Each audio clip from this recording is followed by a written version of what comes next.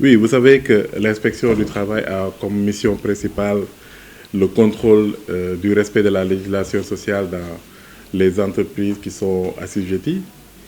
Et à ce titre, nous avons reçu une directive issue du Conseil interministériel qui s'est tenu le 9 janvier 2023. Une directive qui consistait à vérifier la conformité des entreprises du secteur du transport public routier, notamment les contrats de travail, l'affiliation aux institutions de prévoyance sociale, etc., etc.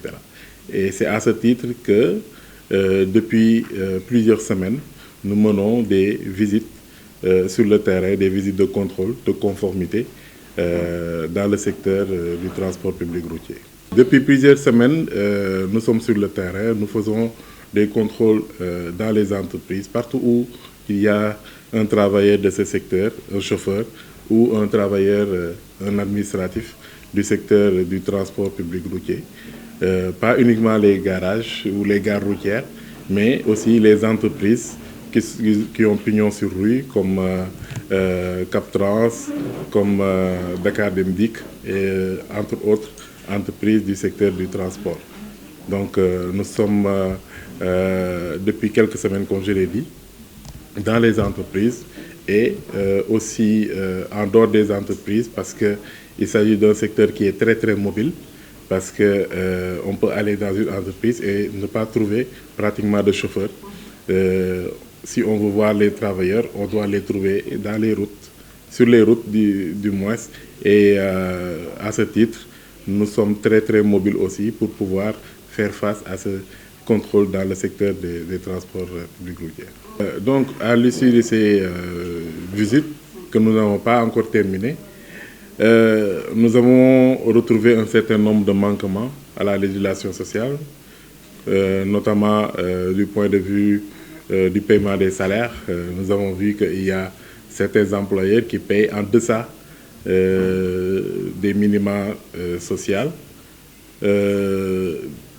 Et du point de vue aussi des contrats de travail, de l'existence des contrats de travail, nous avons rencontré beaucoup de chauffeurs qui n'ont pas de contrat de travail et qui n'ont pas aussi une affiliation aux institutions de prévoyance sociale pour une couverture sociale appropriée.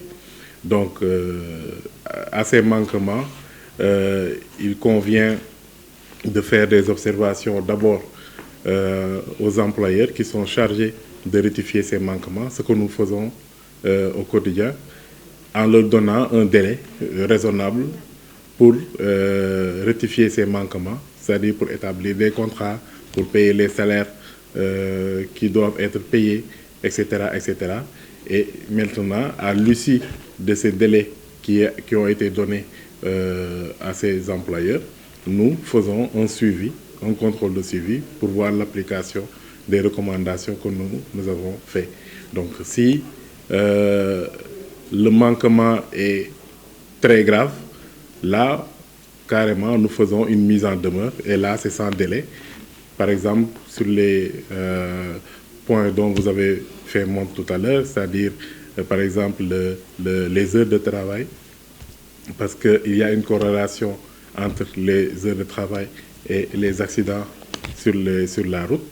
Parce que si un chauffeur travaille plus de 12 heures par jour, il peut être fatigué et ça peut être source d'accidents sur la route. Et dans ces types de situations, on fait carrément une mise en demeure et on leur demande de rectifier sans délai.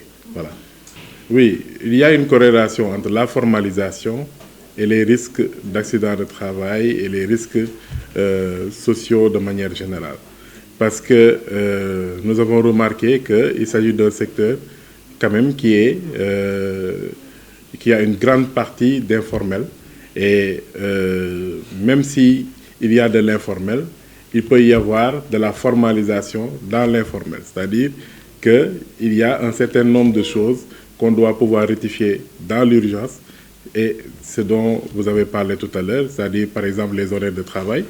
Là, on doit pouvoir rectifier dans l'urgence, même s'il s'agit d'un secteur informel, en attendant d'accompagner l'entreprise en attendant d'accompagner l'opérateur pour qu'il se formalise, parce qu'en réalité, aussi, l'objectif, c'est la formalisation. Il faut que tous ces gens-là aient des contrats de travail. Il faut que tous ces travailleurs-là aient une couverture sociale. Il faut que tous ces travailleurs-là aient un salaire qui est légal. Voilà.